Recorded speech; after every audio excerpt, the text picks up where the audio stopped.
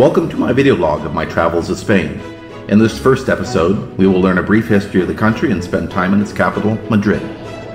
In later episodes, we will explore Andalucía and the cities of Granada, Sevilla, and Ronda before heading north to take in the Festa de Santiago in Santiago de Compostela, climb to a mountain lake in Picos de Europa, drink sidra in León, and explore the Guggenheim Museum in Bilbao. Barcelona will round out our itinerary. Spain is a country about the size of California, only wider with 100,000 more in square miles of land and 11 million more people. It, along with a much smaller Portugal, dominates the Iberian Peninsula that juts out beneath France and is surrounded by the Cantabric Sea to the north, the Atlantic Ocean to the west, and the Mediterranean Sea to the east. It is separated from the continent of Africa to the south by a narrow 20-mile passage called the Strait of Gibraltar.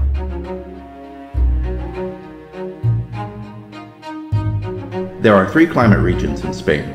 In the south, Andalucía is known for its Mediterranean climate of hot summers and mild rainy winters. In the central Meseta, the summers can be extremely hot and the winters quite cold. In the northern region of Spain, cool summers, mild winters, and heavy rainfall can be expected. The history of Spain's human population begins with hunter-gatherers and tribal settlements in the inland valleys. Mediterranean and Celtic cultures also settled on the peninsula due to its extensive coastline. Later, the Romans united the peninsula with the construction of bridges and roads over the rough geography in order to centralize their authority. Subsequently, the peninsula was conquered by Germanic tribes during the Middle Ages. In 711, the Moors, a generic name for Muslim Arabs, Berbers, and Almoravids from North Africa, crossed over the Straits of Gibraltar and conquered most of the peninsula except for a small enclave of Visigothic Christians in the north. They maintained a presence in the peninsula until 1492, when under the Catholic monarchs of Ferdinand and Isabella, the united and now modern-day country of Spain became a reality. Up until the current day, Spain's power has waxed and waned under various kings and queens, both good and bad. In the 1930s, it suffered a horrendous civil war followed by 4 decades of fascist dictatorship. Today, Spain is a constitutional monarchy. After an economic crisis that began in 2008, Spain's economy is steadily recovering. However, it still has a poverty rate of 22.3%. The economic mainstay of its economy in the 21st century is tourism, and that's where I come in.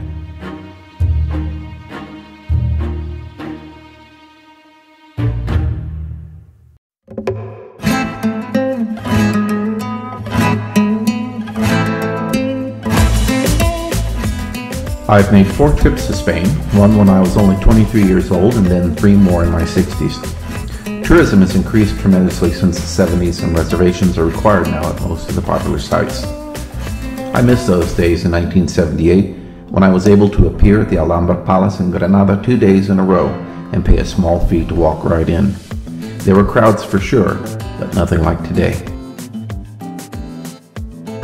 Most trips to Spain begin with its capital, Madrid.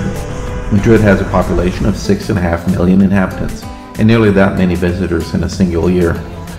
It's a big city with a lot of traffic, but many of its streets, especially in the central historical part, are narrow, cobblestoned, and one-way. Madrid is home to 3 world-class museums within a 5-minute walk of each other. The Prado Museum, where one can view the works of the great Spanish masters, Velázquez, Goya, Murillo, Sorolla, Dalí, and many more. The Museo Thyssien-Bournemisza, with its formerly private collection of works that rivals the Prado Museum itself, and the Reina Sofia Art Center, with its modern collection and flagship work by Picasso, Guernica.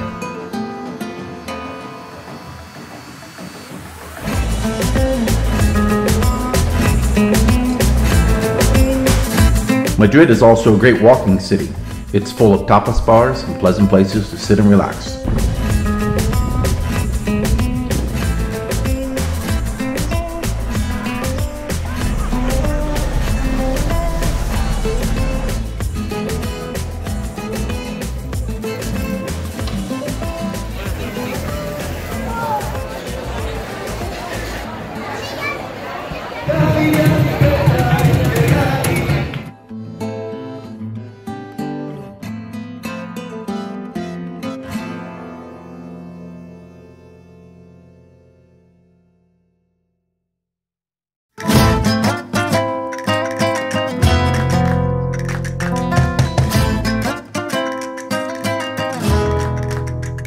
I'm an aficionado of flamenco, and Madrid has many well-known tablaos. In 2015, I took in an excellent performance at Tablas Flamenco, and in 2019, on my way home from Italy, I made a stop in Madrid again to go tapeando and to enjoy more flamenco.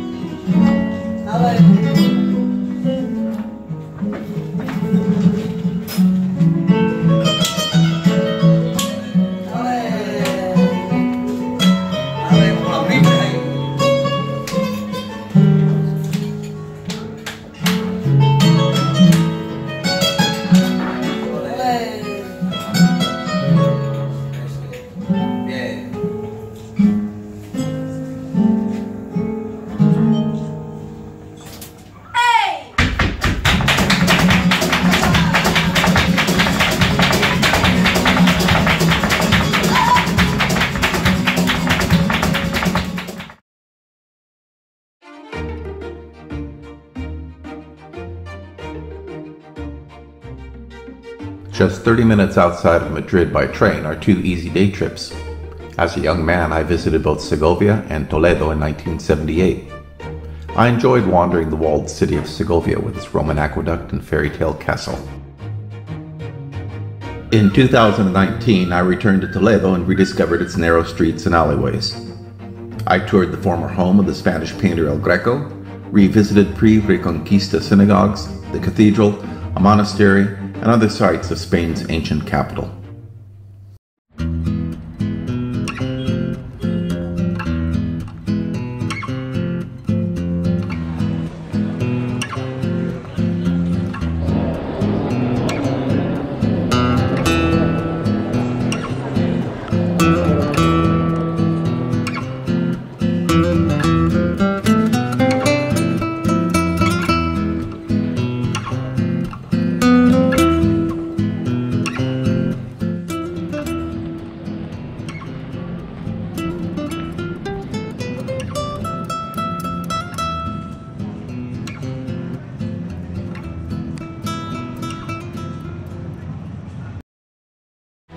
For our visit to Spain's traditional region of Andalucía, continue with episode 2, where I tour the magnificent Alhambra Palace in Granada, hike the Sierra Nevada mountains, amble about in the Ronda, one of Spain's beautiful pueblos blancos, and end up in Sevilla for more tapas and flamenco.